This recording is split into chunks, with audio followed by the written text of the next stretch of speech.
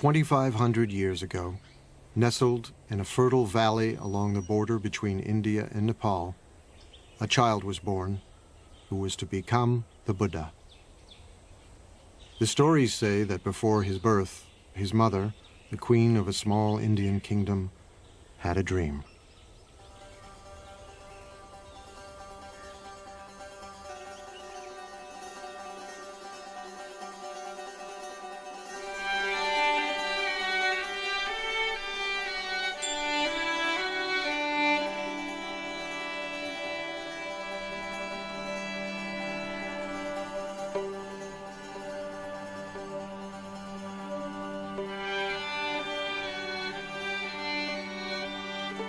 A beautiful white elephant offered the queen a lotus flower and then entered the side of her body.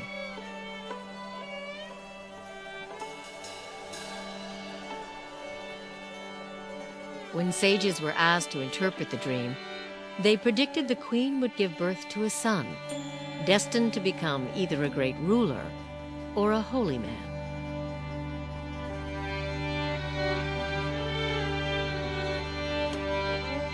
One day, they said, he would either conquer the world or become an enlightened being, the Buddha. People like stories. It is one of the ways we learn. The story of the Buddha's life is an archetypal journey, but it is a means to an end. It is not an end.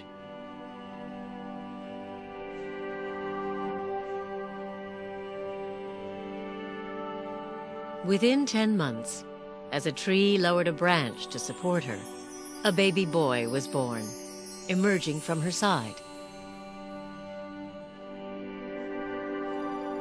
7 days later, the queen died.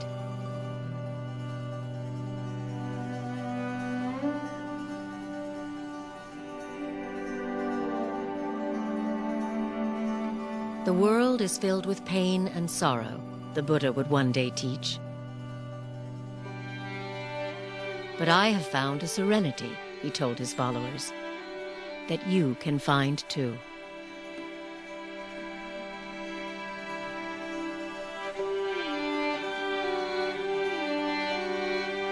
Everybody understands suffering. It's something that we all share with everybody else. It's at once utterly intimate and utterly shared. So Buddha says that's a place to begin. That's where we begin. No matter what your circumstances, you will end up losing everything you love. You will end up aging. You will end up ill. And the problem is that we need to figure out how to make that all be all right. What he actually said was that life is blissful. There's joy everywhere, only we're closed off to it. His teachings were actually about opening up the joyful or blissful nature of reality. But the bliss and the joy is in the transitoriness. Do you see this glass? I love this glass. It holds the water admirably. When I tap it, it has a lovely ring. When the sun shines on it, it reflects the light beautifully. But when the wind blows and the glass falls off the shelf and breaks, or if my elbow hits it and it falls to the ground, I say, of course. But when I know that the glass is already broken, every minute with it is precious.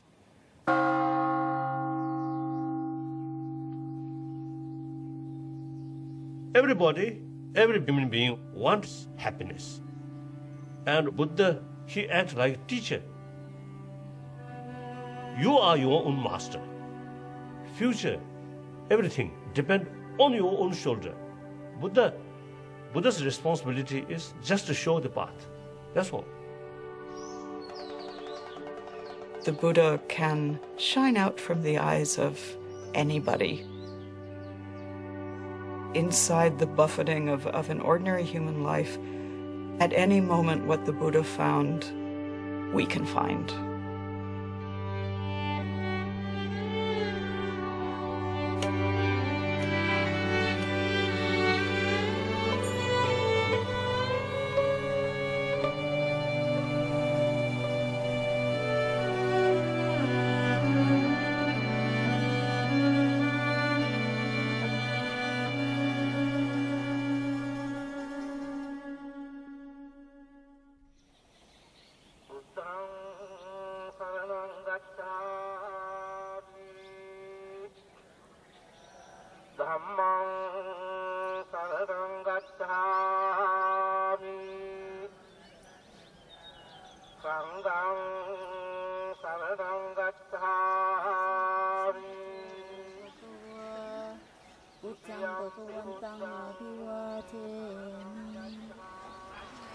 Savakato Bhagavata Dhammo Dhammang Namasami.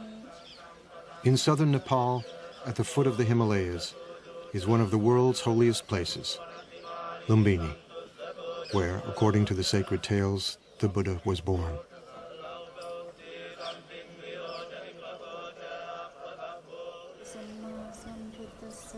Today, Buddhist pilgrims from all over the world make their way here to be in the presence of the sage whose life story is inseparable from centuries of anecdotes and legends.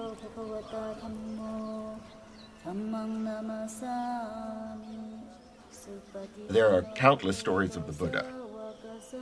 Each tradition, each culture, each time period has their own stories.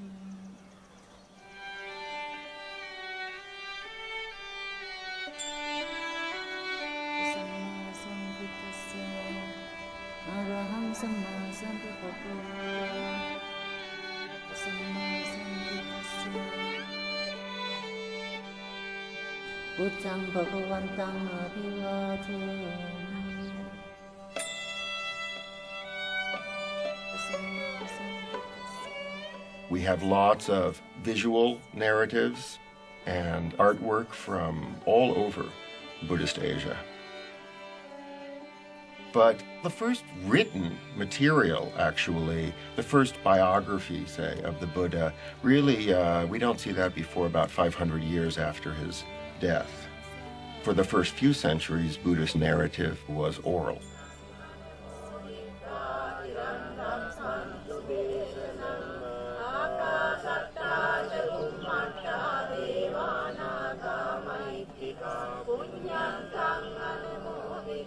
Historically, it is based on something certainly that happened. There must have been someone who corresponded with Gautama Buddha, who we don't know. We don't know how much of it is pure fairy tale and how much of it is historic fact, but it doesn't matter. It touches something that we all basically know. The relevance of it is in the message of the story, the promise of the story. Like any good story, it has a lot to teach.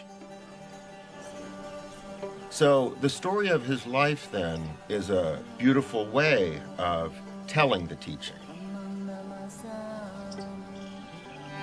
He who sees me sees the teaching, the Buddha said. And he who sees the teaching sees me.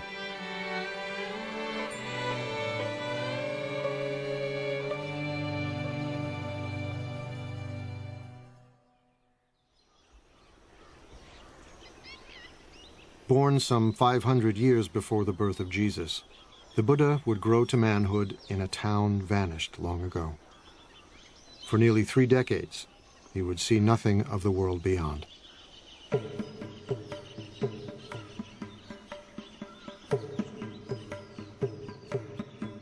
The tales say he was the son of a king, raised in a palace with every imaginable luxury.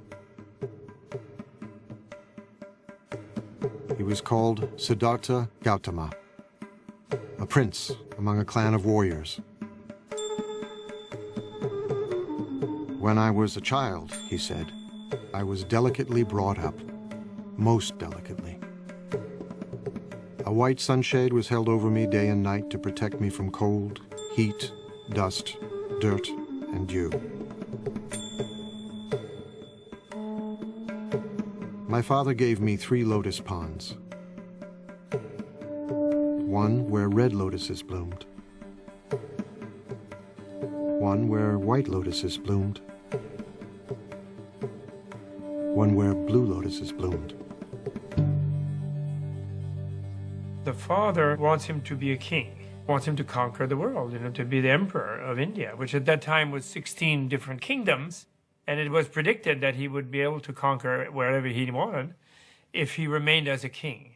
So the father was creating this artificial environment to coddle him.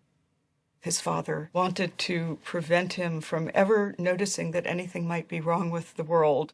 because he hoped that he would stay in the life they knew and loved and not go off as was predicted at his birth and possibly become a spiritual teacher rather than a king.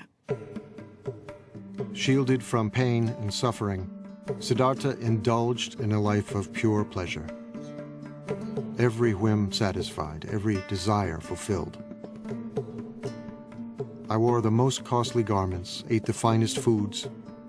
I was surrounded by beautiful women.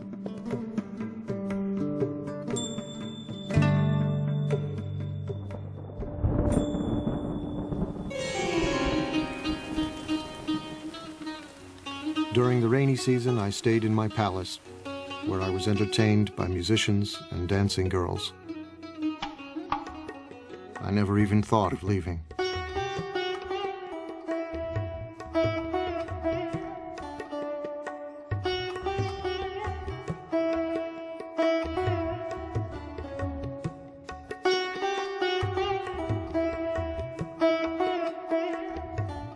When he was 16, his father, drawing him tighter into palace life, married him to his cousin. It wasn't long before they fell in love. He was totally in love with her. There is a story that on their honeymoon, which was about 10 years long, at one time they rolled off the roof that they were making love on while in union, and they fell down but landed in a bed of lotuses and lilies and didn't notice they had fallen.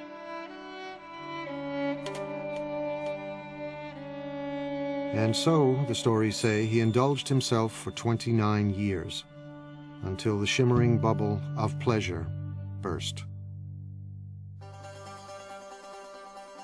His father does everything he can to never let him leave, never let him see the suffering that life is. But one day he goes outside and he's traveling through the kingdom and he has the first of 4 encounters. He sees an old man and he asks his attendant, and the attendant says, "Oh, that's change. One doesn't always stay young and perfect." Then on the next tour outside, he sees a sick man and doesn't quite understand what it is. He asks his attendant, and the attendant says, "Oh, that happens to all of us."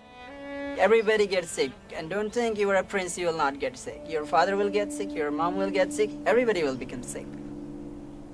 Then he sees that it isn't just the sick person, in fact it's universal, and something is stimulated inside of him, so he keeps getting the chariot driver to take him out, and he sees, horror after horror. And on his 3rd trip outside, he meets a corpse. And he recognizes impermanence and suffering and death as the real state of things. The world that he had been protected from, shielded from, kept from seeing. And he was shocked. He was shocked. And he realized, this is my fate too. I will also become old. I will also become ill. I will also die. How do I deal with these things? These are universal questions in any human being's life. What it's like to be in a body inside of time and our fate, and how do we navigate that? It really is a tale of the transformation from a certain naive, innocent relationship to your own life to wanting to know the full story, wanting to know the full truth. And then the 4th trip outside, he sees a spiritual seeker, someone who has decided to live a life completely other than his life in order to escape from impermanence, suffering, and death. So he has this sort of traumatic encounter with the pain and suffering of life. We try to protect our children. We don't want to let our children see all the pain that's in the world.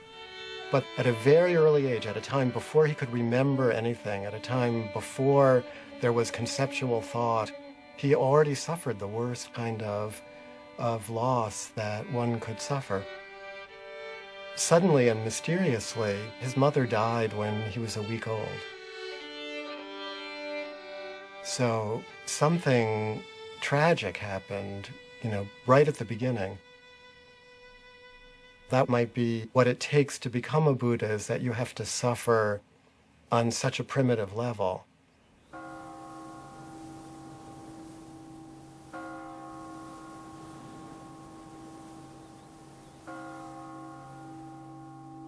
"29 years old, profoundly troubled, Siddhartha was determined to comprehend the nature of suffering. He resolved to leave the palace. His wife had just given birth to a baby boy. Siddhartha called him Rahula, fetter. He names his son Fetter. He names his son Ball and Chain. This is the fetter that will keep me tethered to this life. This is what will keep me imprisoned.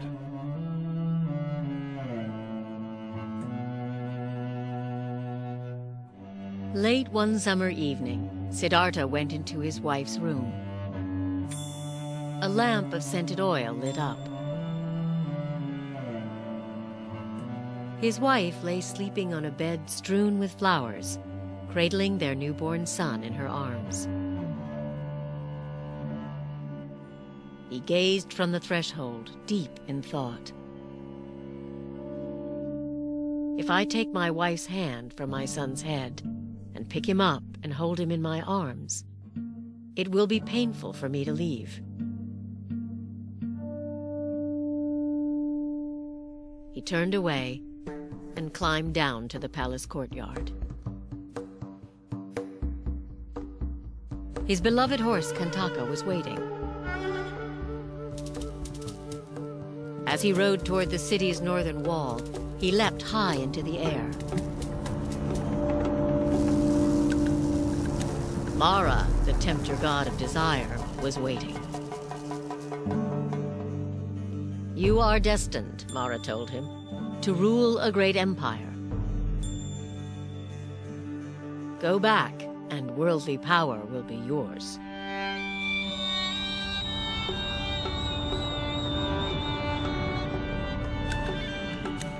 Siddhartha refused. He left grief and probably absolute puzzlement and dismay in the hearts of wife, in the infant son who was innocent and yet was suddenly fatherless, and of course his own father.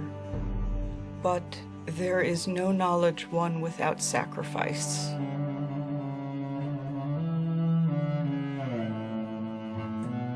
And this is one of the hard truths of human existence. In order to gain anything, you must first lose everything.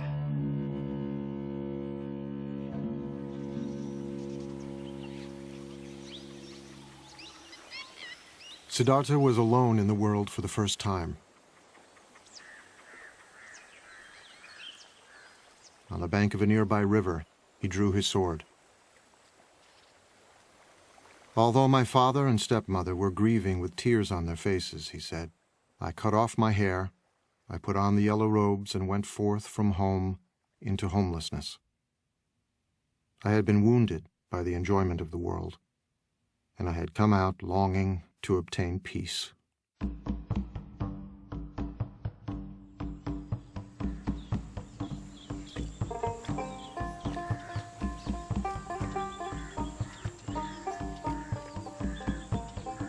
Siddhartha wandered south toward the holy Ganges River. Once a great prince, now he became a beggar, surviving on the charity of strangers.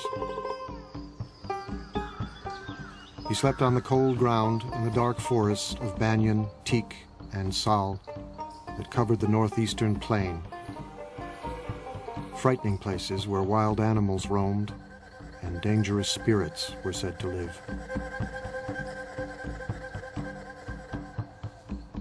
He's going out to see what there is. He's a seeker. He doesn't have a teaching yet. He doesn't have an understanding yet. He doesn't have insight yet. He doesn't have a solution yet, but he recognizes the problem.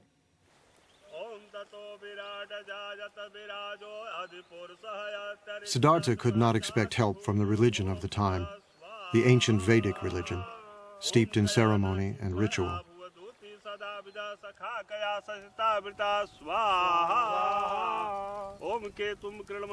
Some of its rituals still live on in ceremonies conducted by Hindu priests, who chant Vedic formulas more than 2,500 years old.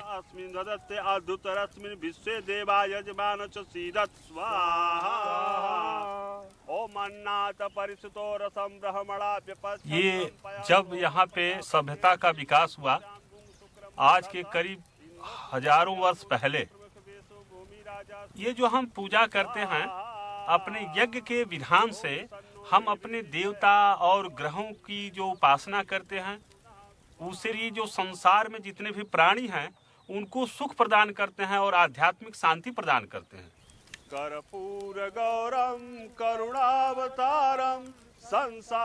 For centuries, the Vedic rituals had commanded respect for the gods and inspired conviction. But by Siddhartha's time, the rituals no longer spoke to the spiritual needs of many Indians, leaving a spiritual vacuum and a sense of foreboding. The gods become less important than the rituals themselves. It's a period of great unrest. It's a period of social upheaval, social change. Cities were growing, generating new wealth and spiritual hunger. As one ancient voice cried out in despair, "The oceans have dried up, mountains have crumbled, the pole star is shaken, the earth founders, the gods perish. I'm like a frog in a dry well." A lot of people aren't satisfied with the religion that they grew up in. And when Prince Siddhartha decides to give up his life, he's doing something that lots of other people were doing. Siddhartha joined thousands of searchers like himself, renunciants, men and even a few women who had renounced the world, embracing poverty and celibacy, living on the edge, just as spiritual seekers still do in India today.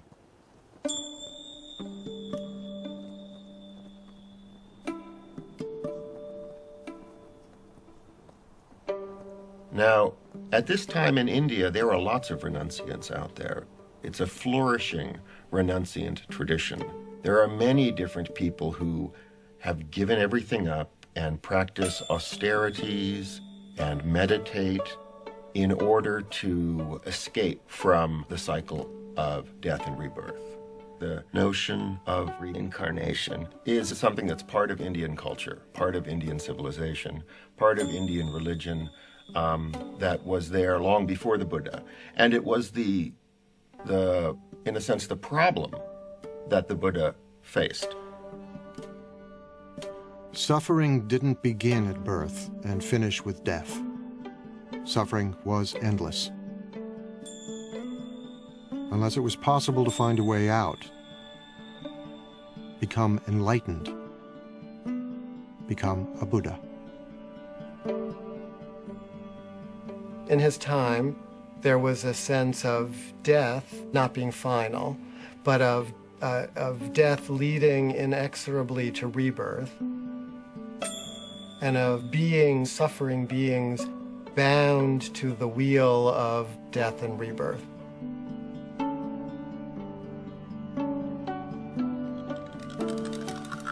It is said that Siddhartha had lived many lives before this one. As countless animals,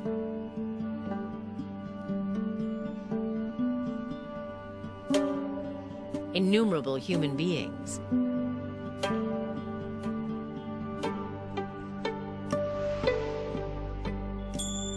and even gods. Across 4 incalculable ages, the sacred texts say, and many eons, experiencing life in all its different forms.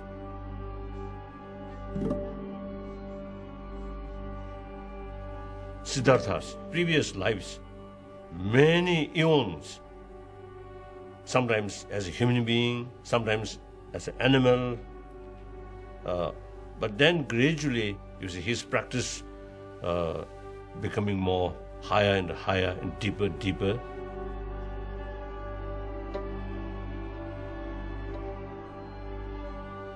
The idea is from life to progress more and more toward the enlightenment and become wiser and wiser. Some beings will stubbornly insist on their ignorance and their egotism, and they will charge ahead, grabbing and eating what they can in front of themselves, and being dissatisfied, but thinking that the next bite will do it. And they will die and be reborn, in infinite times. It could take them, billion lifetimes if they're very stubborn, And becoming a Buddha, becoming enlightened, is the only way of getting out of the continual cycle of death and rebirth. Now, rebirth here isn't the popular notion that, my past life I was Cleopatra floating down the Nile or Napoleon. It's as if every life is going through junior high school again, over and over and over.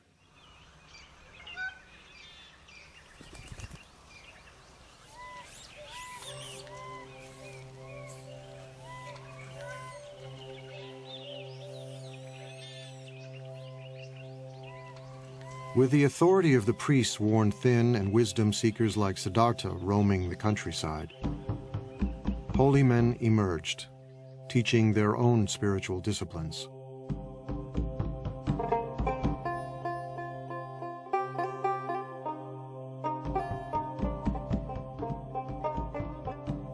Siddhartha apprenticed himself to one of them, a celebrated guru who taught that true knowledge could never come from ritual practice alone. It was necessary to look within. You may stay here with me, the guru told him. A wise person can soon dwell in his teacher's knowledge and experience it directly for himself. Siddhartha set himself to learn the rigorous practices the guru prescribed.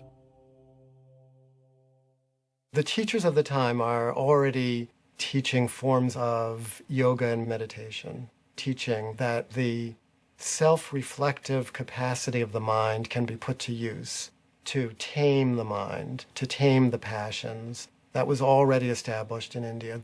And there were probably so many schools of yoga and meditation in those days, just as there are now.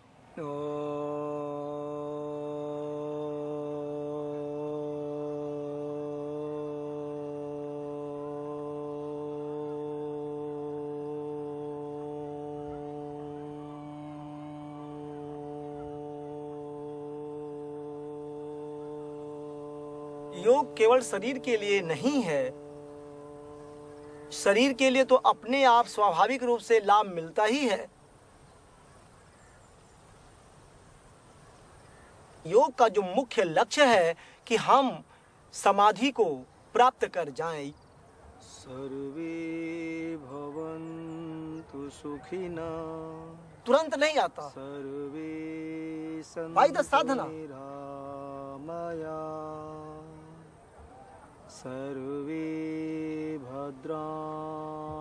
Although yoga appears to focus on controlling the body, it is in fact an ancient spiritual discipline, a form of meditation, harnessing the energies of the body to tame the mind.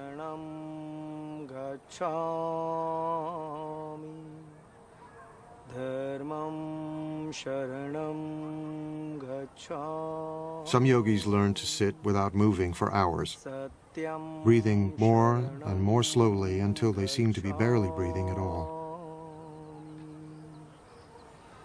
Om Shahana Vavatu Sarve Bhavantu Sukhina. All kinds of trance states are possible through meditation. If you hold the mind, if you concentrate the mind on a single object, be it a word or a candle flame or a sound, it's possible to transport the mind into all kinds of interesting places.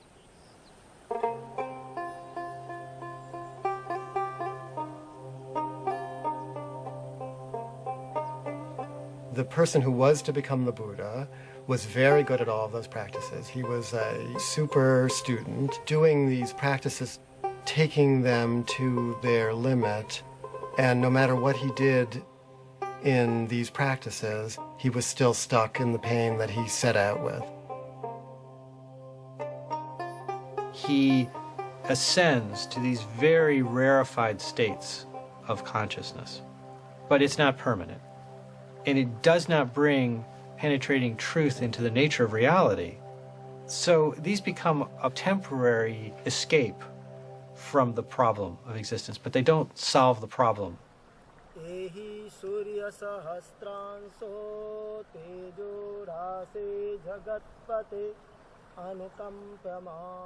Siddhartha apprenticed himself to another popular guru, but the results were the same.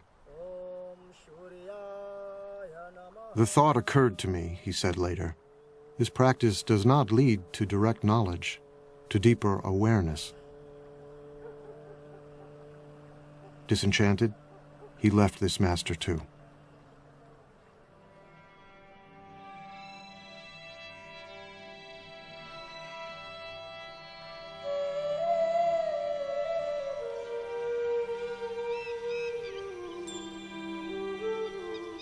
Siddhartha continued to drift south, still searching for the answer to his questions. Why do human beings suffer? Is there any escape? He's trying and trying and searching, and he already experienced extreme luxury, so now he tries extreme deprivation.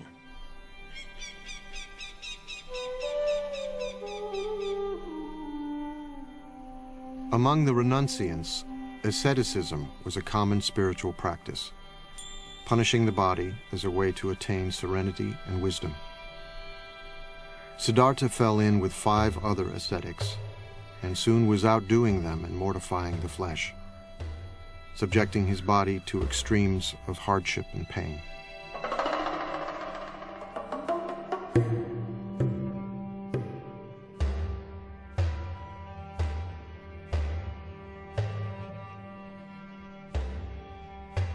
The body represents a fundamental problem. Old age brings a decrepitude to the body. Sickness brings pain and suffering to the body. And death is ultimately the cessation of the functioning of the body.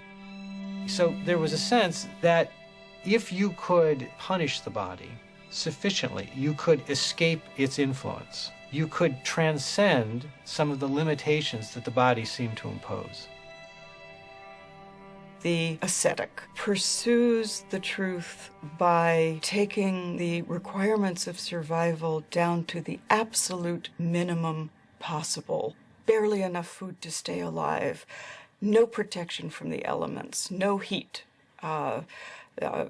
Sit in the cold, sit in the rain. Meditate fiercely for all the hours of awakening.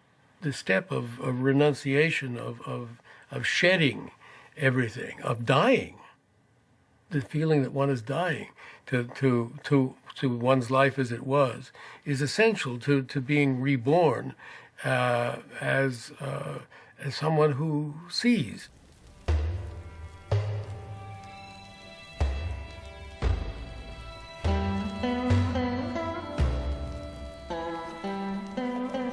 Ascetics can still be seen in India, firm in the belief that by subduing the flesh, they can gain spiritual power. सत्य क्या है? एक time भोजन लेने में 24 घंटे में एक सेकंड अपने को प्रत्यक्ष बता देता है कि सत्य क्या है. हाँ, छोड़ दिया 16 उम्र में. इसलिए सोचता हूँ कि हर चीज मोह नहीं रखता। ये मार्ग से ये मार्ग जो आगे बढ़ने के लिए इसमें मैं मोह नहीं रखता। मोह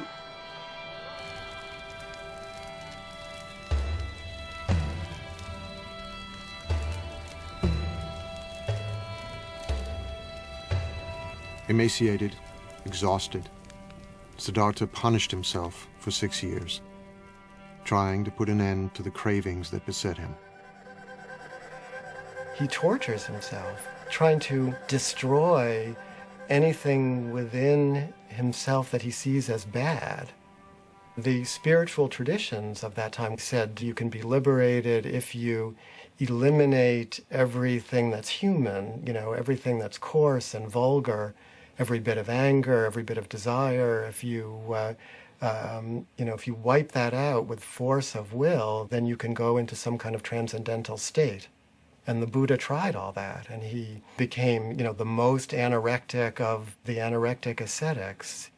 He was eating 1 grain of rice per day. He was drinking his own urine. He was standing on 1 foot. He was sleeping on nails. He did it all to the utmost.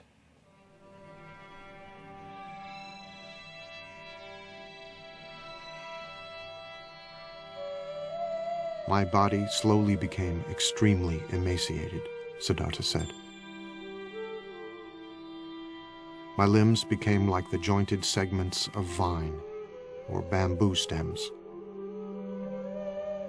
My spine stood out like a string of beads. My ribs jutted out like the jutting rafters of an old abandoned building. The gleam of my eyes appeared to be sunk deep in my eye sockets, like the gleam of water deep in a well. My scalp shriveled and withered like a green bitter gourd, shriveled and withered in the heat and wind.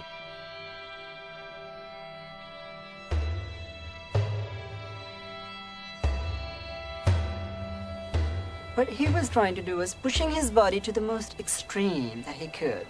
But then he realized that from that, he cannot gain what he wants. Trying to torture the body becomes too much. The whole attention is given to the body, nothing else. He surrendered himself completely to the hard training that he was given. And what he discovered, having tried this completely for many years, was that he had not answered his question. It hadn't worked. He was on the verge of death, dying, unawakened, when he remembered something.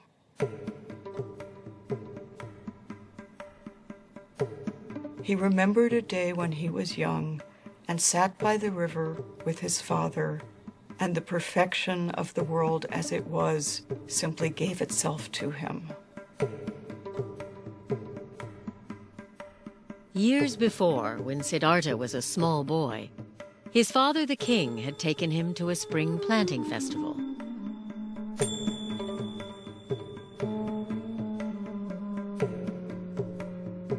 While he watched the ceremonial dancing, he looked down at the grass.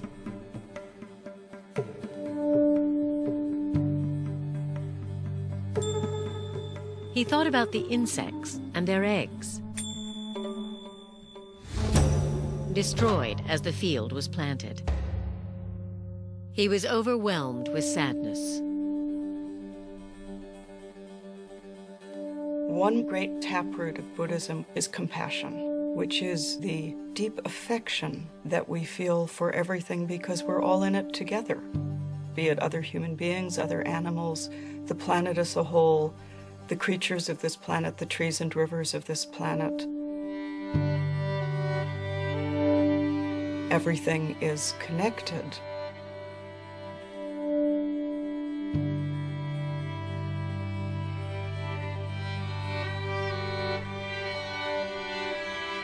It was a beautiful day.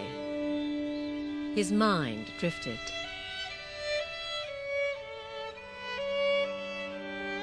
As if by instinct, he crossed his legs in the yoga pose of meditation. And the natural world paid him homage. as the sun moved through the sky, the shadows shifted. But the shadow of the rose apple tree where he sat remained still. He felt a sense of pure joy.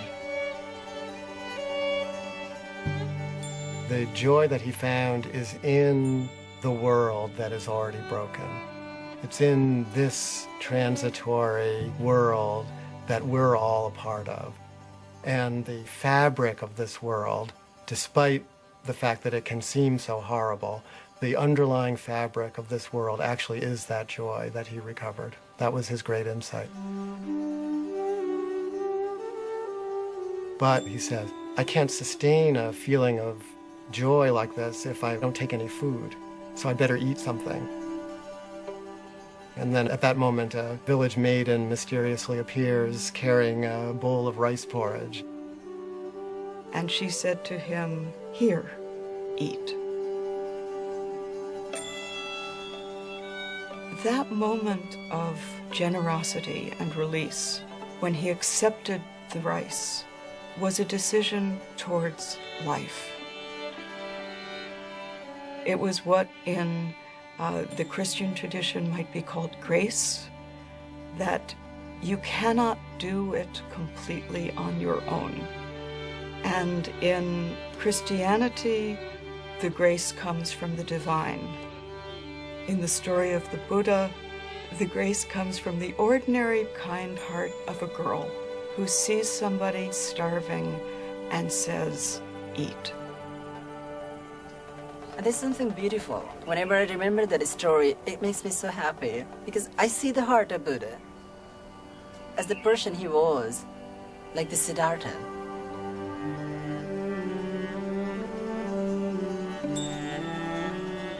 This dish was the dish he used to be fed by his stepmother, rice pudding. He was missing that so much. And then he remembered maybe further and further, and he remembered about his wife, about his son, and the deepest emotions that he had suppressed.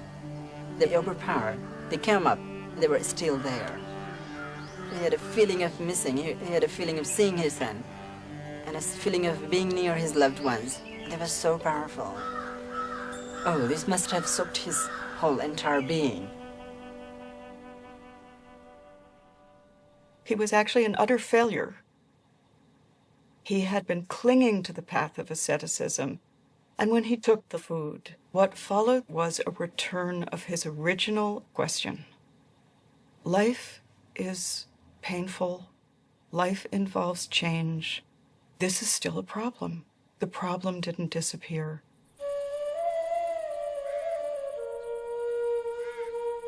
It wasn't long before the ascetics who had been Siddhartha's companions found him eating and turned away in disgust.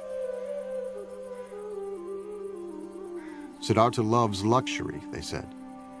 He has forsaken his spiritual practice. He has become extravagant. But the man who will become the Buddha realizes that extreme deprivation isn't the way to go. We can live as normal human beings. We can eat and drink. And in fact, we kind of need to eat and drink and be normal human beings in order to break through, in order to attain the kind of realization that he was looking for.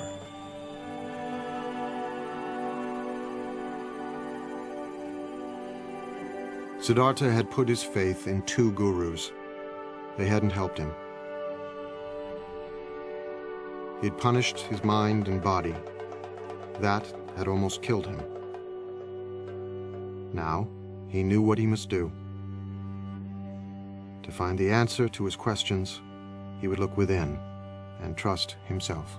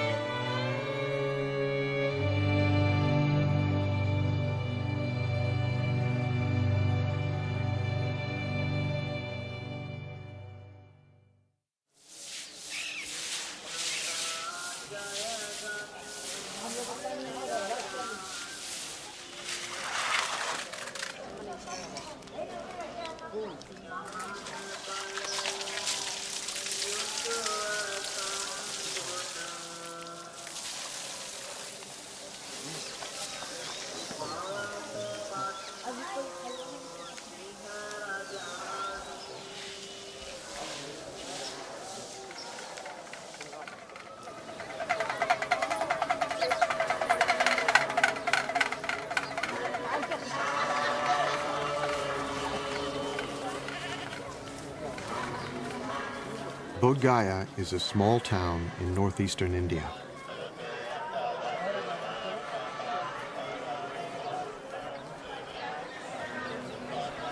Throngs of pilgrims have come here from all over the world for more than 16 centuries.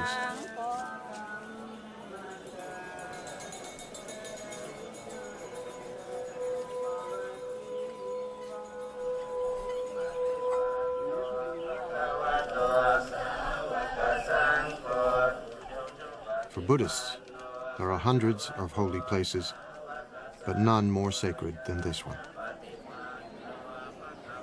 Bodh Gaya is the sacred point from which the Buddhist faith radiates.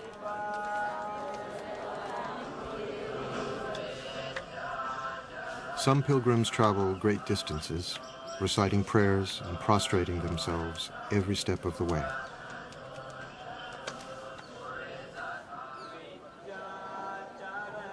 It is their Mecca and Jerusalem.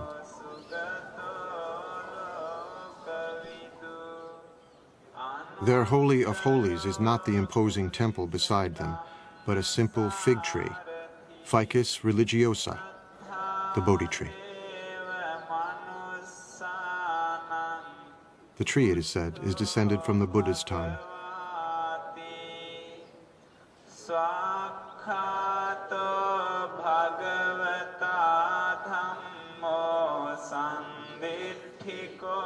Every pilgrim knows the story of how Siddhartha, after accepting the rice milk from the young girl, put aside the rags he was wearing, bathed himself in a nearby river, and strengthened, sat down in the shade of the Bodhi tree and began to meditate.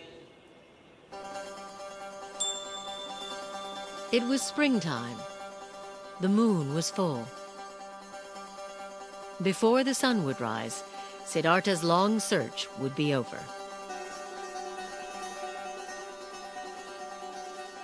He sat down under a Bodhi tree in the shelter of the natural world in all of its beauty and fullness.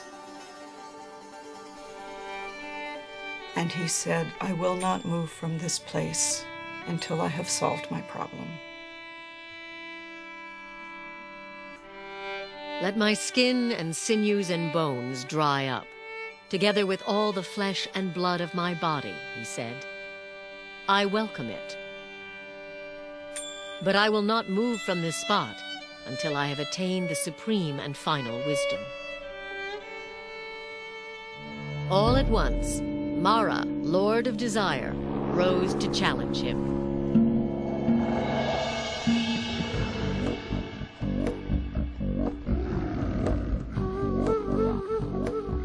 With an army of demons, he attacked.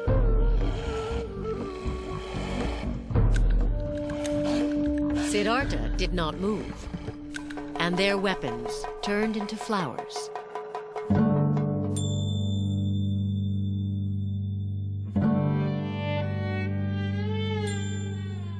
Mara is the ruler of this realm of desire, this world that we all live in.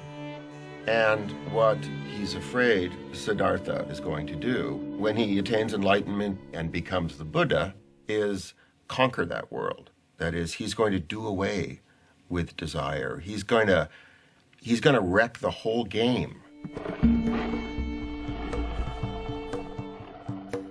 Mara did not give up. He sent his 3 daughters to seduce him.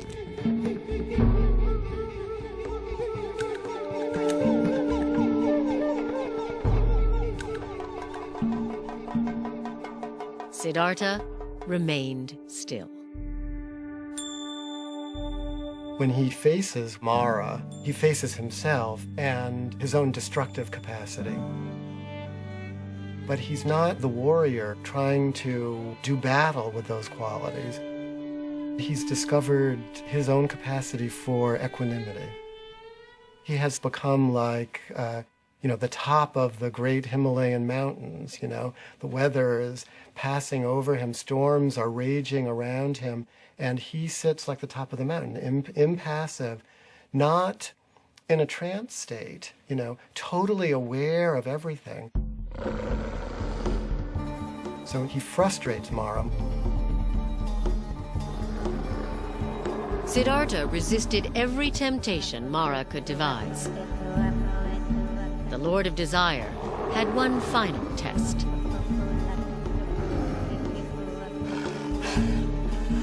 He demanded to know who would testify that Siddhartha was worthy of attaining ultimate wisdom, and his demon army rose up to support him.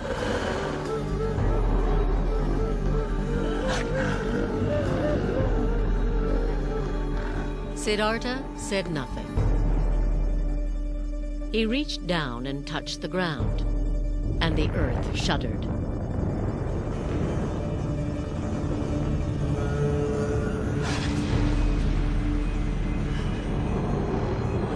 Mara's demons fled.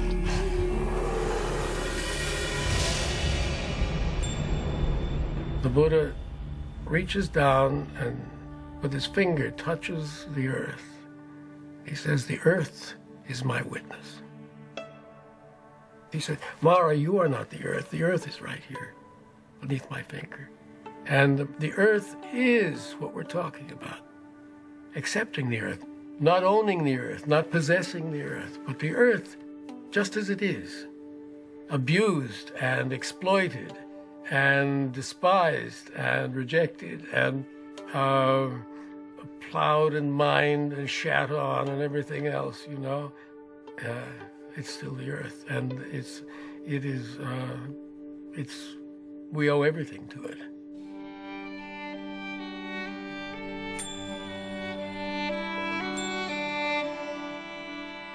Siddhartha meditated throughout the night.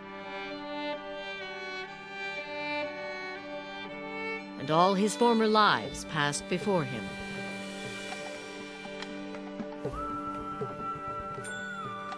He remembers all his previous lives, infinite numbers of previous lives. Female and male and every other race and every other being in the vast ocean of life forms. And he remembered that all viscerally, so that means his awareness expanded to be all, so that all the moments of the past were completely present to him. He gains the power to see the process of birth, death, and rebirth that all creatures go through. He's given this sort of cosmic vision of the workings of the entire universe.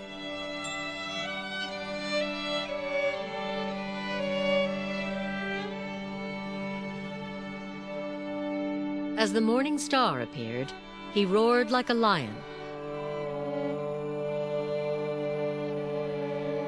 "My mind," he said, "is at peace." The heavens shook, and the Bodhi tree rained down flowers. He had become the awakened one, the Buddha.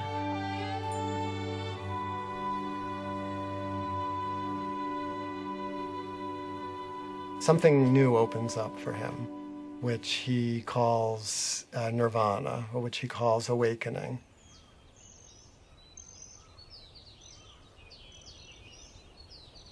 He said, "At this moment, all beings and I awaken together."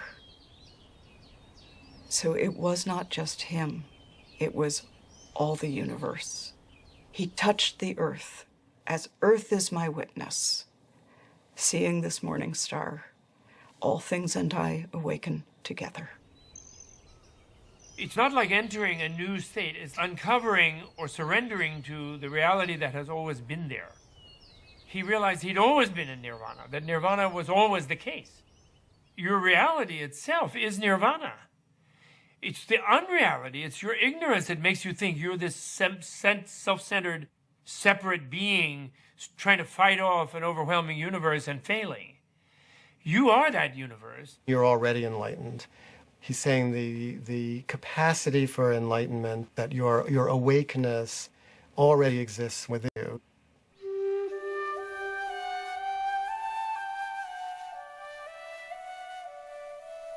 Nirvana is this moment seen directly.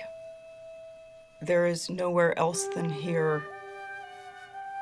The only gate is now. The only doorway is your own body and mind.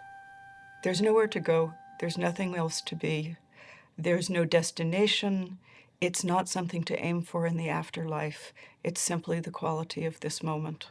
Just this, this room where we are. Pay attention to that. Pay attention to who's there.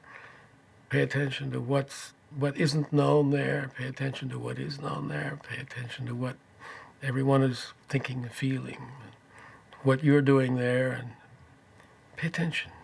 Pay attention.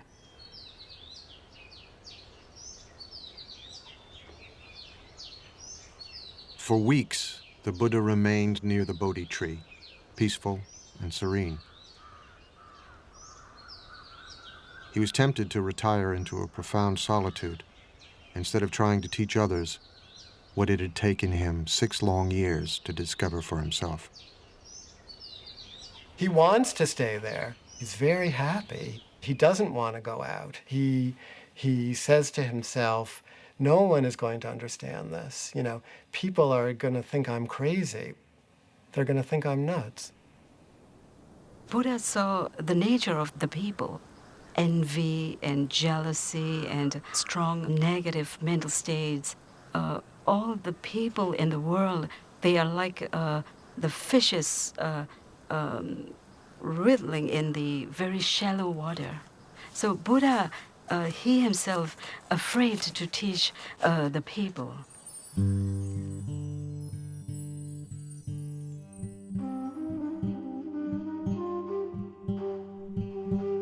The myth is that a god comes to the Buddha.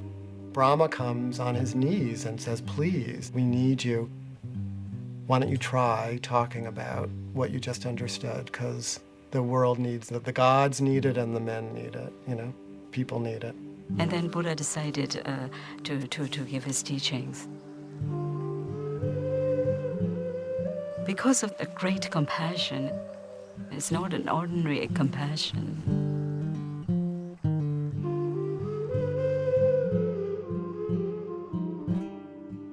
When you feel the feelings of others, you automatically don't want them to feel bad. You feel the feeling of your hand, you don't put it in the oven. I mean, you're not being compassionate to your hand, you just feel the pain, so you're not going to put it there. So you feel others' pain, you're going to do your best to help them alleviate it. When somebody becomes enlightened, something blooms in his heart. It's like a flower blooms and it cannot hold the fragrance. It has to naturally release. So it's like he naturally had to release his radiance. He has to share this joy that was in his heart. 35 years old, the Buddha would devote the rest of his life to bringing his teachings, the Dharma, the fundamental laws of all things, into the world. But as he had feared, it would not be easy. As he set off to share what he had learned, he met a wandering ascetic. "Who is your guru?" the ascetic asked him. The Buddha said he had no guru, that he had attained enlightenment on his own. "It may be so," the ascetic said, and walked away. On his first attempt to teach, the Buddha had failed. Buddha meets someone who doesn't see anything special about him, because the awakened Buddha doesn't look any different from anybody else. He is ordinary. Buddhism is not about being special. Buddhism is about being ordinary, and it is not about the continual exudation of bliss. It is about walking a normal human life with normal human beings, doing normal human things, and this reminds you that you yourself might be a Buddha at this moment. The person you're looking at might be one. It's an interesting practice. Just each person you see as you walk down the street, Buddha, Buddha, Buddha, Buddha, Buddha.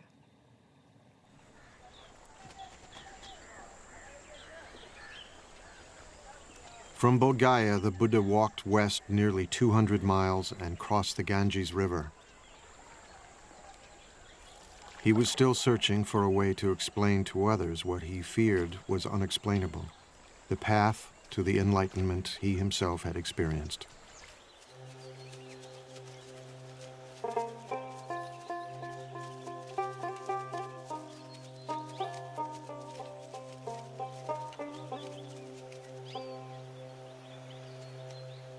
In a deer park in Sarnath, not far from the Ganges, he would try again. His 5 former companions were still practicing the austerities he himself had abandoned. From far off they saw me coming, and on seeing me, made a pact with one another, the Buddha recalled. Friends, here comes Siddhartha, living luxuriously, straying from his ascetic practice. He doesn't deserve to be bowed down to. These are his buddies who were just disappointed and disgusted with him for giving in after they'd all been trying to starve themselves into enlightenment. So they're a little distrustful at the beginning. They refer to him as an equal, and he then tells them, no, that's not the term you should use when you refer to a Tathagata, to a being who's gone beyond. And so he sets them straight. And they then become the first people to hear the content of what he realized under the Bodhi tree. His first teaching would later be called Setting in Motion the Wheel of the Dharma, because it brought the Buddha's message into the world for the first time.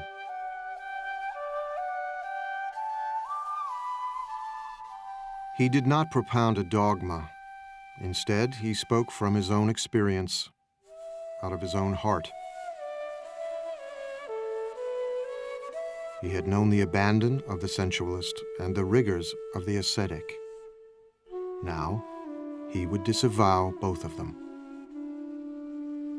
The Buddha said, I've discovered a new way, and it's not the path of asceticism, and it's not the path of sensory indulgence.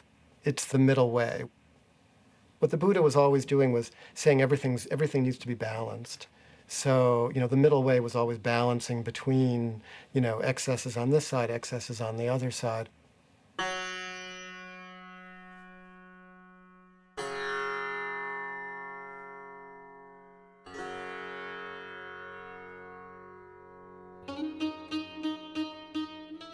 Fair goes the dancing when the sitar is tuned.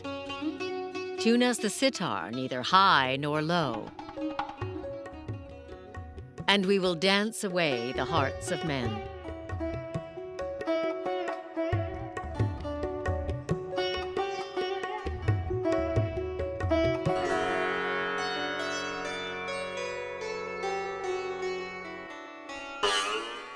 But the string too tight breaks, and the music dies.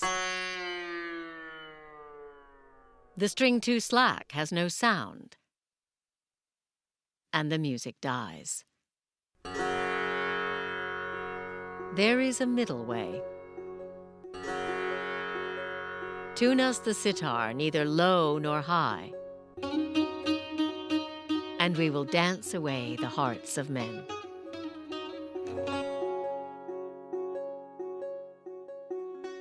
The path to enlightenment lay along the middle way, the Buddha taught, and the ascetics listened.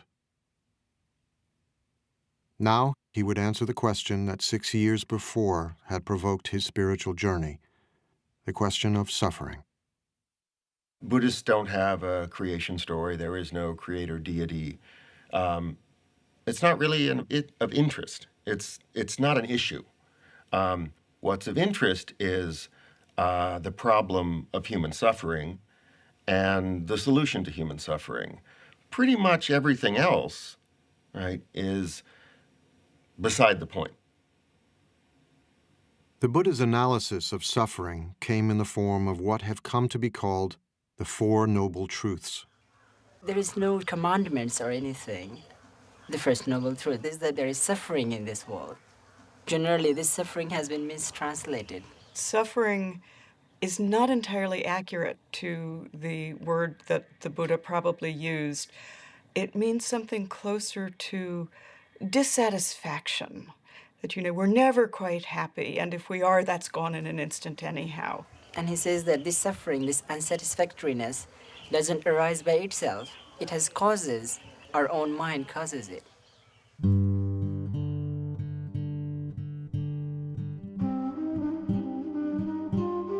while the second noble truth asserts that suffering has a cause. The third noble truth makes an astonishing claim. You really can be free of suffering by understanding the cause of suffering. Nobody tells you that. And so that was a huge announcement. The problem, Buddha taught, is desire. How to live with the confused and entangling desires of our own minds. People often misunderstand Buddhism as saying, in order to wipe out suffering, you have to wipe out desire. If that was what the Buddha was saying, then where does the desire for enlightenment fit in? The Buddha is saying, be smart about your desires. Desire must be there. Without desire, how can lead our life? Without desire, how can achieve Buddhahood? Strong desire to become Buddha. But desire to harmful, that bad. With the fourth and final noble truth, the Buddha laid out a series of instructions for his disciples to follow, a way of leading the mind to enlightenment called the Noble Eightfold Path, the cultivation of moral discipline, mindfulness, and wisdom. They are, as I like to think of them, a set of possible recipes that you can try on your own life and see which one makes the best soup. The Buddha didn't speak for long, but when he was finished, the 5 skeptical ascetics had been won over. They became his first disciples. Word quickly spread of the sage teaching in the deer park at Sarnath. Hundreds came to hear him and became disciples too. Many were wealthy merchants or their sons, living just 5 miles away in a thriving trading center on the Ganges, the holy city of Benares.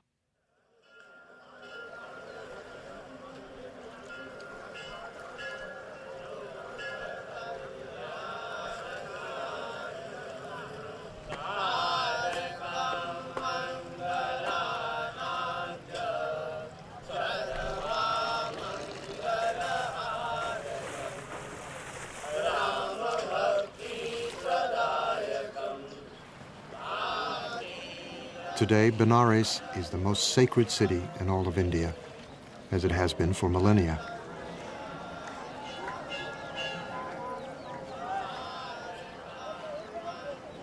Even before the time of the Buddha, pilgrims came here to worship their gods and bathe in the holy river of heaven.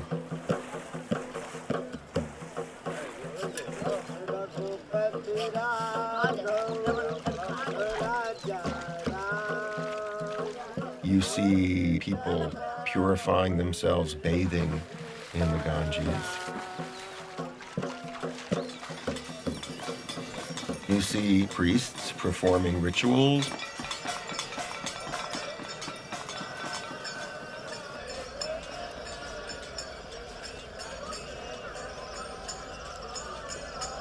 You see corpses, because that's the best place to end one's life. So you see going on there a great range of religious activity, and much of it of the type that does go back to the Buddha's time.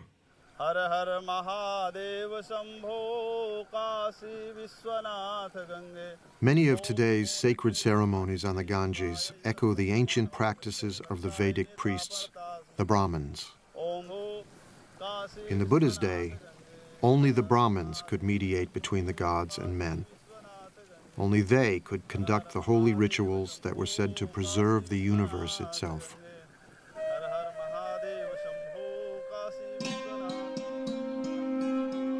The Brahmin priests stood at the pinnacle of a rigid social hierarchy, a sacred system of caste.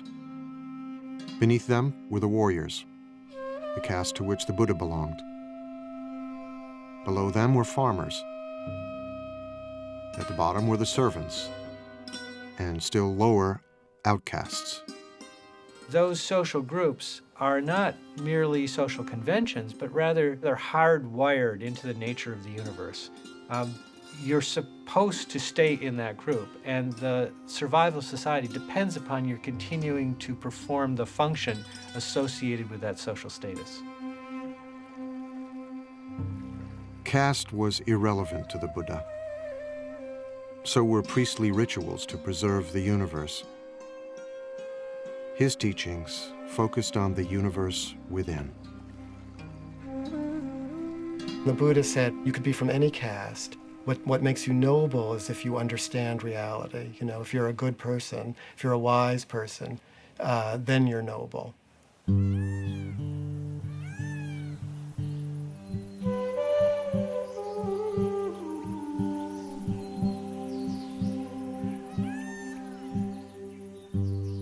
In time, a devoted gathering of monks formed around the Buddha at Sarnath, near the Ganges. Broken stones and fallen pillars mark what remains of what grew to be a vibrant monastic community, the Sangha.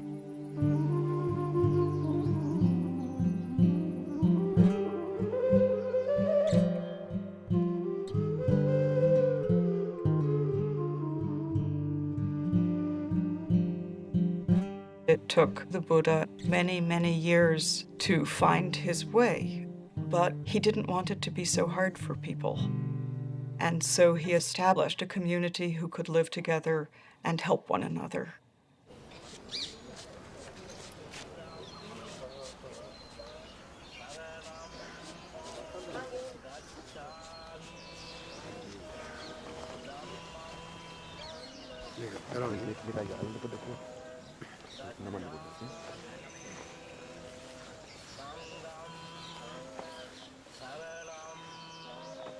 In a ceremony evoking the beginning of the Buddha's own spiritual journey, fledgling monks of all ages say goodbye to their families and homes and join the Sangha. Gacchami dutiyampi dhammam saranam gacchami. I go to the refuge of the Buddha, I go to the refuge of the Dhamma, and I go to the refuge of the Sangha. Sanghang saranang gacchami. The Sangha is an embodiment of Buddha's experiential wisdom. What happens if people practice this thing? Are they truly happy or not? Are they joyful or not? So I think Buddha wanted to also leave a perfect example of his teaching, an alive teaching, a teaching that walks, a teaching that can talk, a teaching that can laugh. So I would say Sangha is just like a living example of Buddha's teaching.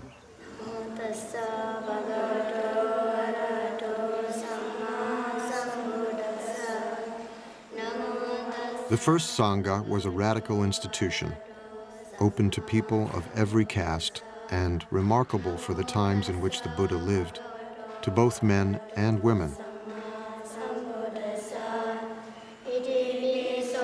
The Buddha was part of a culture deeply suspicious of women. The attitude towards women at the time was very critical, and many things were impossible for them. So that was a very revolutionary thing to do that in that times of India. By ordaining women as nuns, the Buddha gave women the chance to escape the drudgery of daily life.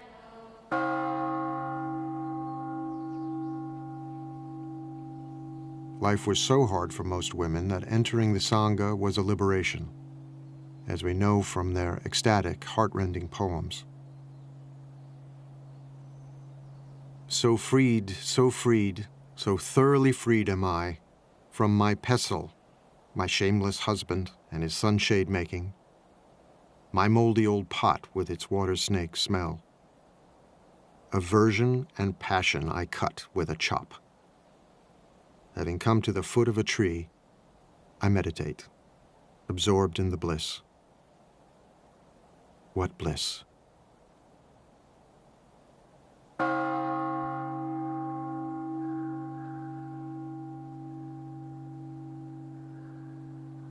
Bliss, nirvana, the Buddha taught.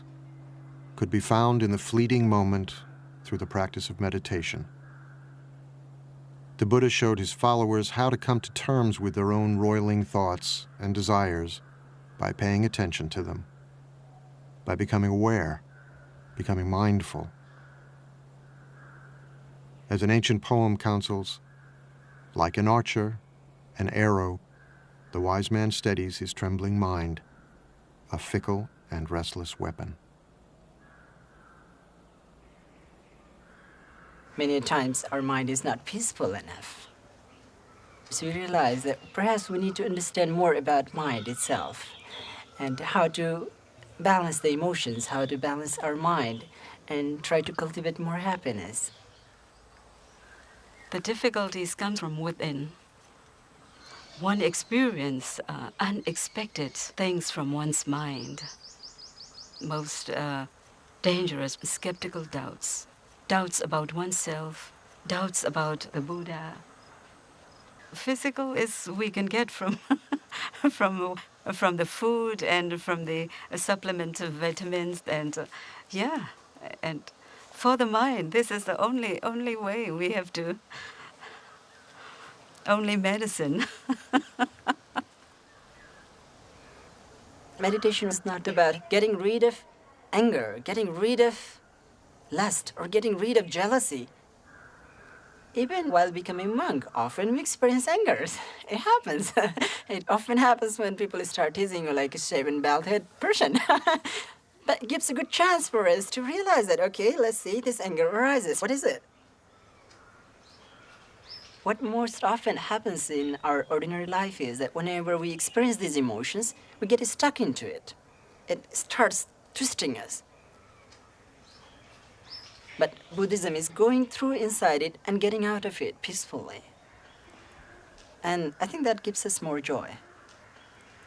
And that makes human life more full, more around. It's not like we are not living in partial truth, but it's like whole of things together. It takes time to comprehend this. And then, by practicing again and again, the practitioner becomes very balanced, and one reaches a state of very strong equanimity. Equanimity towards the physical and mental objects. And this is the base camp for the summit. Enlightenment.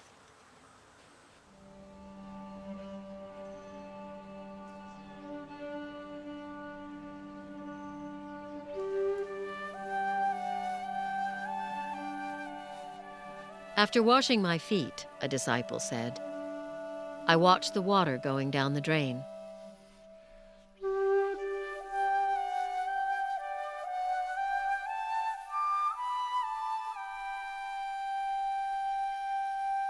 I am calm. I control my mind like a noble thoroughbred horse.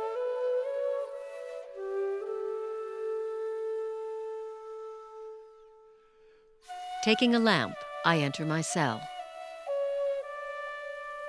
Thinking of sleep, I sit on my bed. I touch the wick, the lamp goes out. Nirvana. My mind is freed.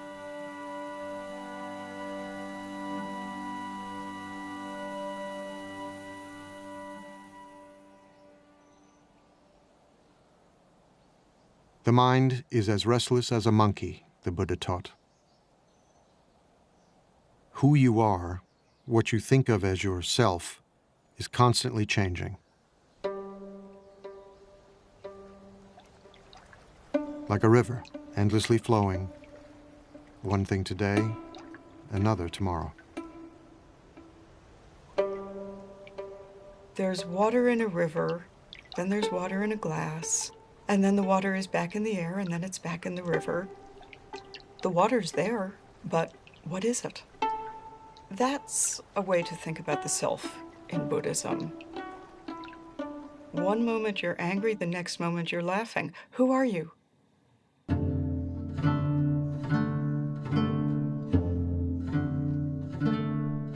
A seed becomes a plant.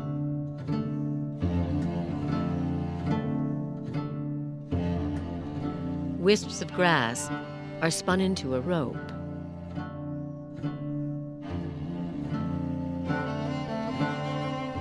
A trickling stream turns into a river.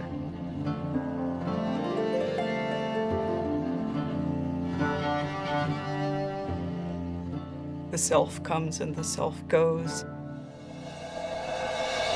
Simply notice how from one moment to another, yourself is actually not as much the same as we think it is. What the Buddha realizes is that if we can get rid of this fundamental misunderstanding of the nature of the self based on egotism, we won't cling to things, we won't screw up everything we do because we're thinking about it in the wrong way. Once you stop centering your feelings about your feelings on yourself, what naturally arises is simple compassion.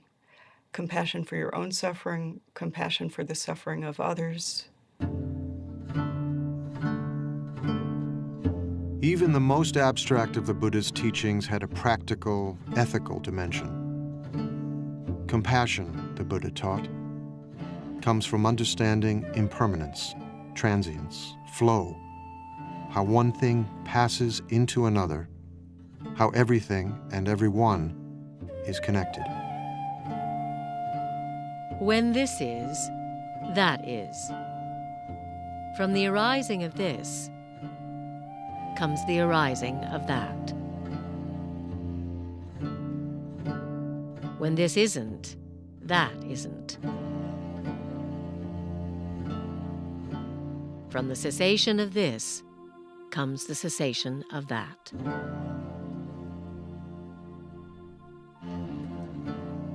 This is always connected to that.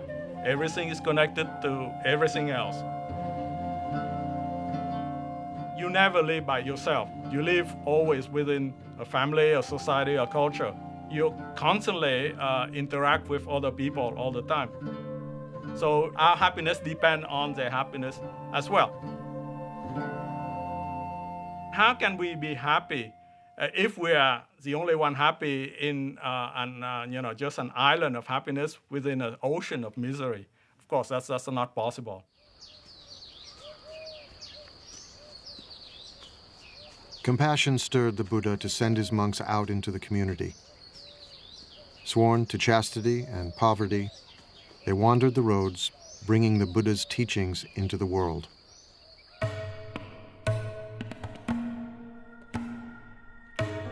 Go forth, monks, for the happiness of the many, out of compassion for the world. There are beings whose eyes have little dust on them, who will perish if they do not hear the teaching. But if they hear the teaching, they will gain liberation. The monks exist by begging. We think of begging as kind of a bad thing. Begging in this tradition is a good thing. It's a sign of spiritual purity. You're not allowed to beg tomorrow's lunch today. Only today's lunch. Then you can't eat from noon until dawn the next day. Then you have to go out and get another lunch.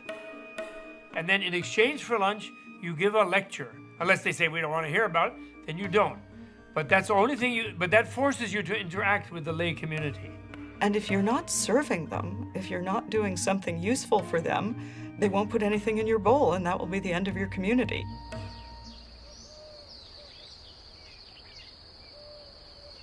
The Buddha himself wandered across northeast India, teaching and gathering new disciples everywhere he went. You didn't have to become a monk or a nun to become a Buddhist. The Buddha's teachings were for everyone.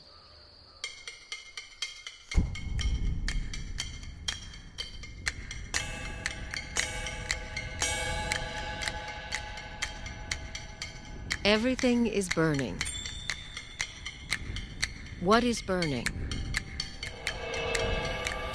The eyes are burning. Everything seen by the eyes is burning.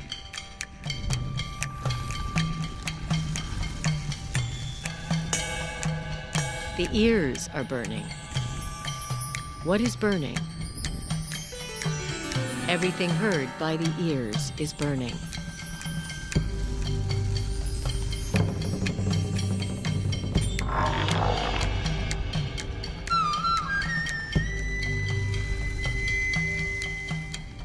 The nose is burning. Smells are ablaze. The tongue is burning. Tastes are ablaze. The body is burning. The mind is burning. We're on fire. We may not know it, but we're on fire, and we have to put that fire out. We're burning with desire, right? We're burning with craving. Everything about us is out of control. The Buddha goes on to talk about the three poisons: greed and anger and ignorance, and how the three poisons are what is making the fire. And the way out of doing this is not to deny the three poisons, but to recognize that if you turn them round, you come to their opposites. Instead of greed, you have generosity. Instead of anger, you have compassion. And instead of ignorance, you have wisdom.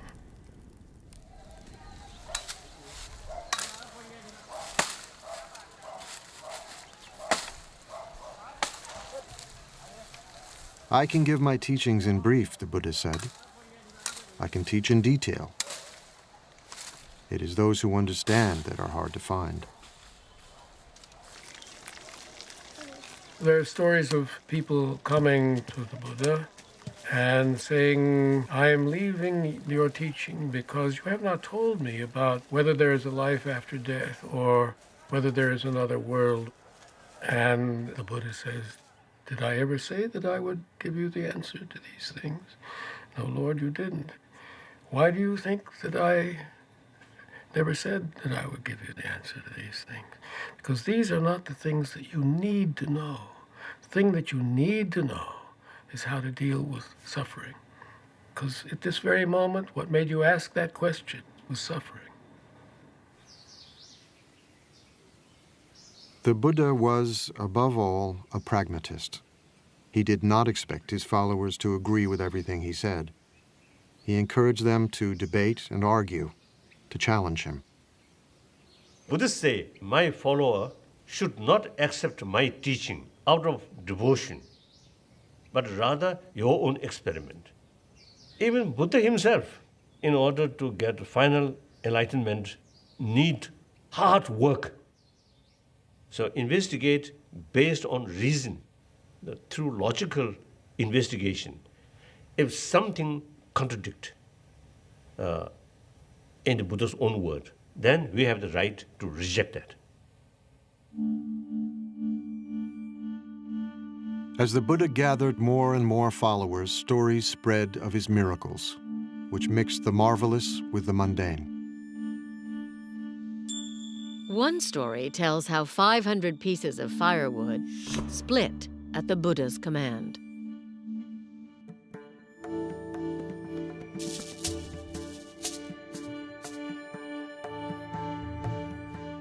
In another, a mad elephant charged wildly down the street, forcing everyone to flee.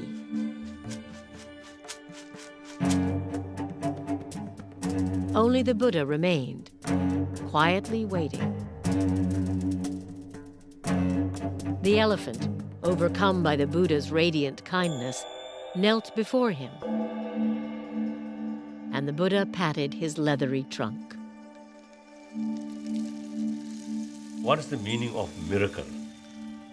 Miracle is something unexpected.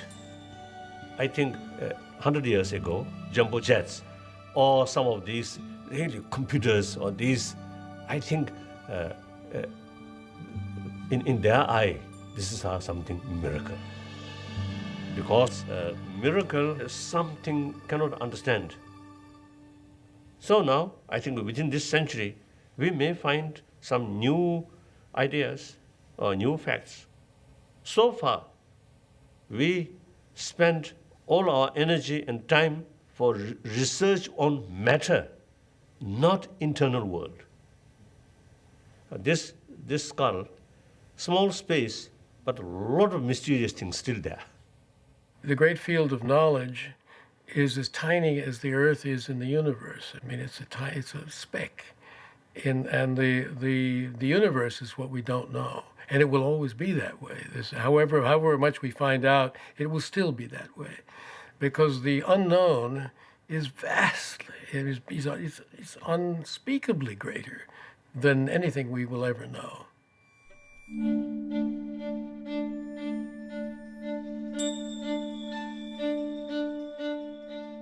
In one of the most storied miracles, the Buddha strode on a jeweled walkway suspended in mid-air, while streams of water spouted and flames flashed from his body, shooting out to the very edge of the universe.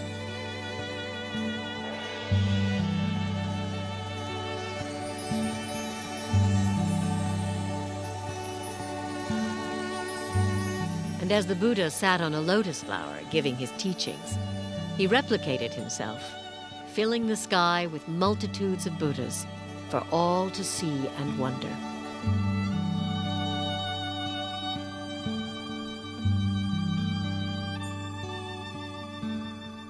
Do we believe that literally? Does it matter whether we believe it literally? What many of those miraculous stories are about is the sheer wonder of it all. The very fact that the whole of unknown time and space has led to this very moment when we're sitting here talking to, when we are sitting here talking to each other, is utterly miraculous. Sitting here in a room, having had a cup of coffee, having taken it out of a beautiful blue and white porcelain mug, what could be more miraculous than that?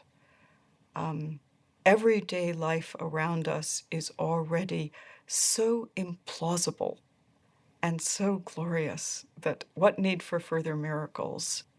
And that's the teaching of the Buddha. That's the miraculous teaching of the Buddha.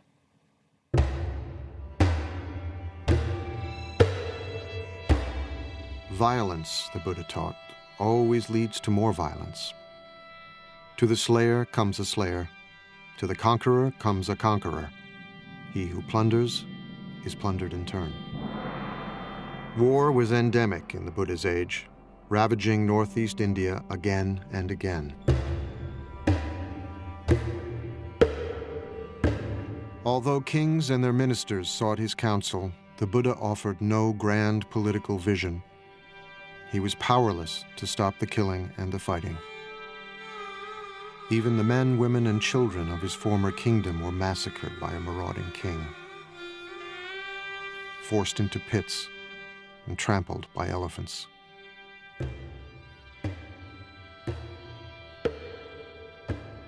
It was said that the Buddha received the news in silence. Hundreds of them killed. So that day, Buddha was sad. Buddha's a human being. So he acted like a human being. So sometimes he also, they fail. He failed to perform miracle. The Buddha failed, but we as the Buddha fail constantly. And part of our suffering is our failure, our recognition of our failure. Buddhism doesn't argue with reality. There will always be both the potential for awakening in any moment and the potential for incredible damage at any moment. And if we fool ourselves into thinking we're past that, we will do incredible damage. Change, the Buddha said, must come from within. The Buddha starts always with the mind and talks about the violence in the mind and says that violence in the world is a result of violence in the mind. A tree lives on its roots. If you change the root, you change the tree. Culture lives in human beings. If you change the human heart, the culture will follow.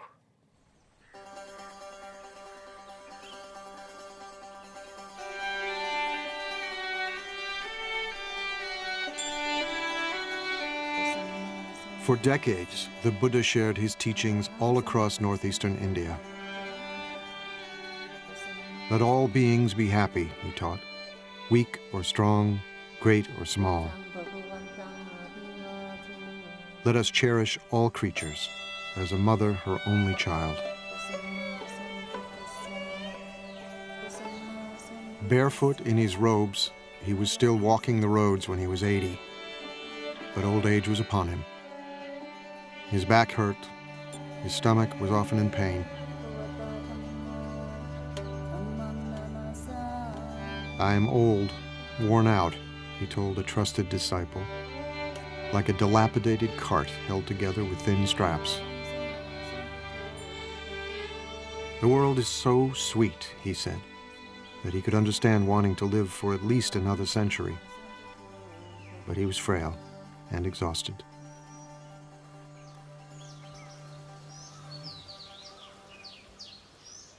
He became ill near Kushinagara, a remote village near the border of Nepal, when he was offered a meal which would prove deadly. The food was spoiled. He ate what was offered to him, and it said that he knew it was bad, but he took it anyway because it was offered and didn't want the person who offered it to feel bad because it was his time.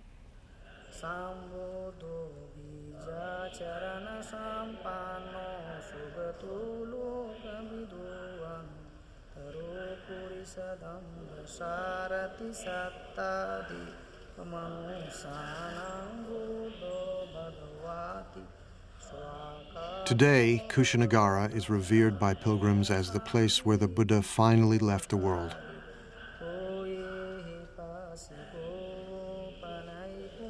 It was in Kushinagara where he grew weak and asked to be laid on his side in a quiet grove of sal trees. As he neared the end, his disciples began to weep, stricken with grief.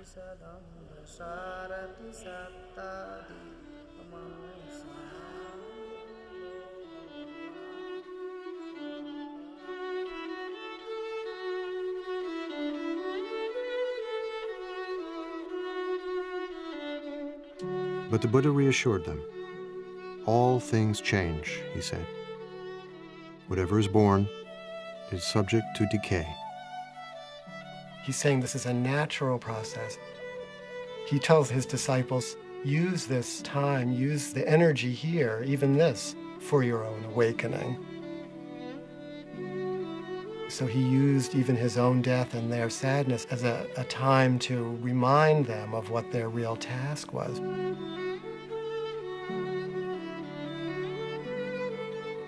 What he's actually doing is inviting those who are close to him into the experience.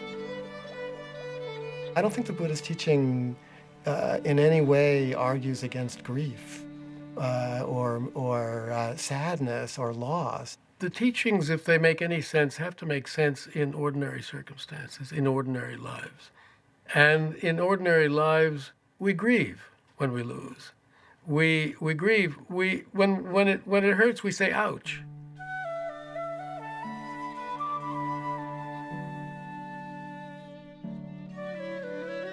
Buddhism is trying to look at things the way they are, the way it is, just as it is.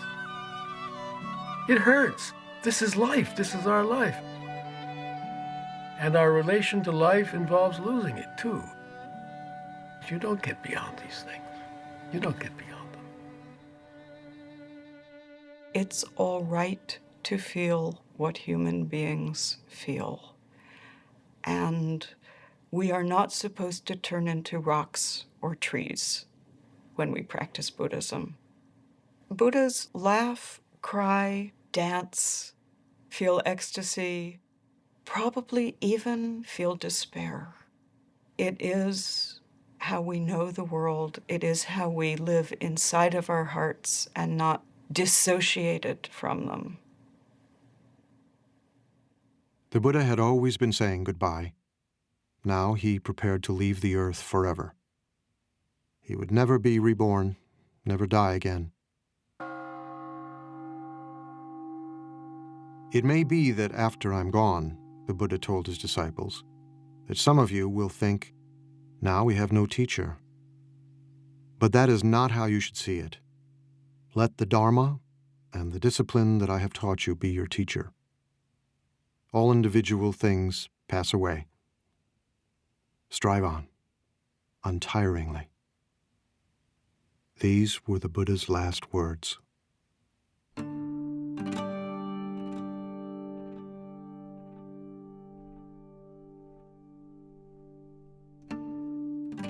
The Buddha died peacefully.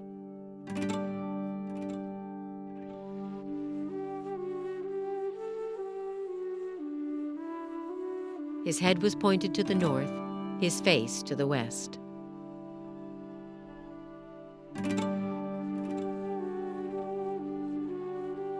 The stories tell how the earth shook, and the trees suddenly burst into bloom.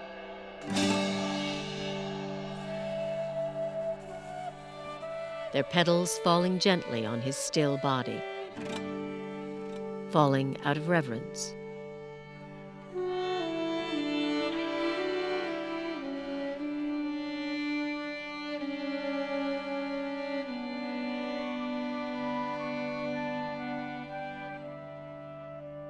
Divine coral flowers and divine sandalwood powders fell from above on the Buddha's body, out of reverence.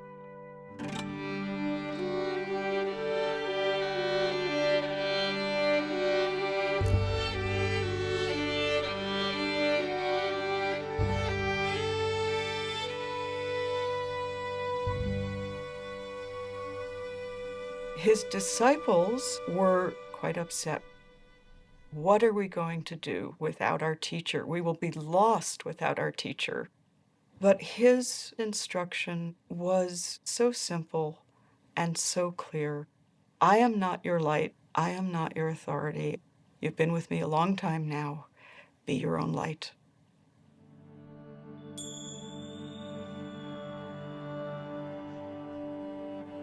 The Buddha saw death and life as inseparable. These are two sides of the same thing. Death is always with us. Death is part of the whole large unknown. And if we are unable to smile at the idea of the unknown, we're in real trouble. That's the realism that the Buddha was talking about, trying to come to terms with reality.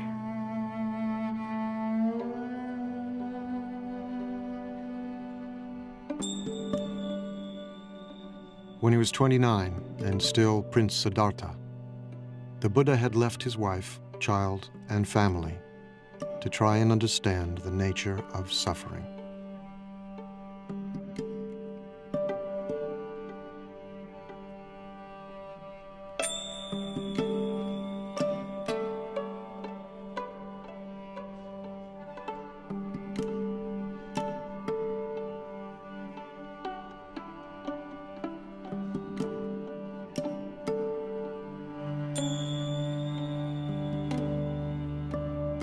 He had attained enlightenment, shared what he had learned, and left a path for others to follow.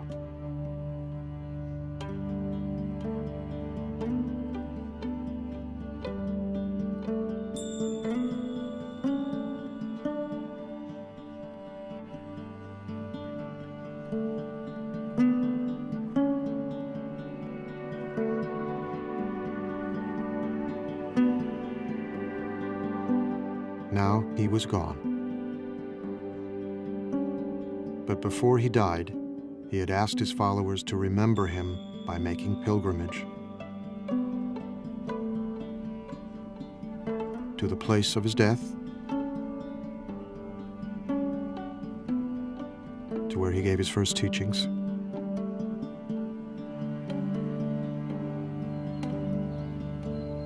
where he achieved enlightenment,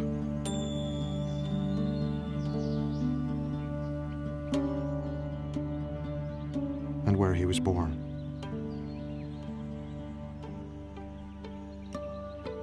Those four places mark out a sacred biography. And in tracing that pilgrimage route, you are learning the story of that life.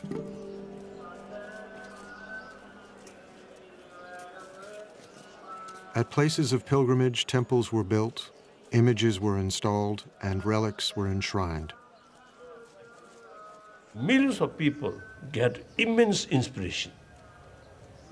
Buddha's spirit always there. But real Buddha's holy places is within oneself. That's important.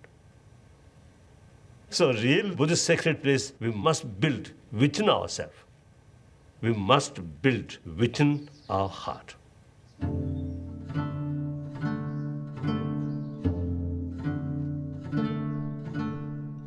Although the Buddha had predicted that his teachings, like everything else, would in time disappear, Buddhism flourished in India for 1,500 years.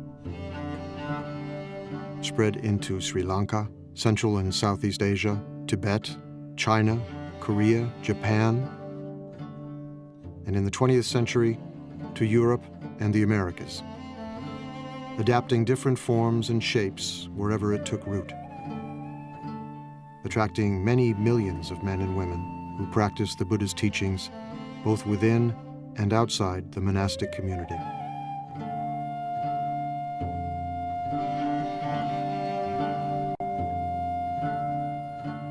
But everywhere, and in every age, the essence of the story remains the same. The Buddha said that we've turned this world into a painful place. And this world does not have to be a painful place. This world can be a world inhabited by Buddhas. But it's up to each one of us to turn ourselves into a Buddha. That's the work. If the Buddha is not you, finally the Buddha is of no interest to you. The Buddha is of such interest to you because you are the Buddha.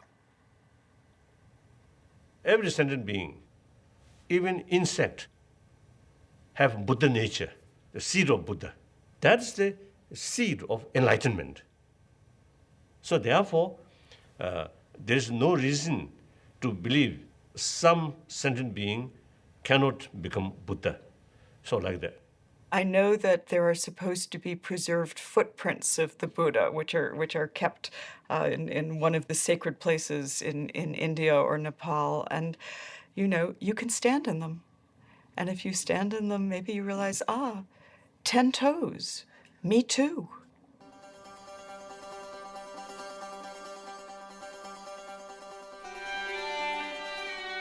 There is a story of a Brahmin who one day found the Buddha under a tree, calmly meditating. The Buddha's mind was still. He radiated such power and strength that the Brahmin was reminded of a Tusker elephant.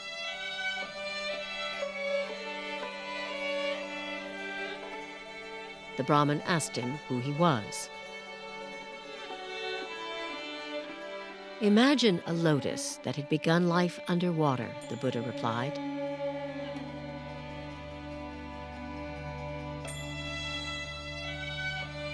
But grew and rose above the surface until it stood free.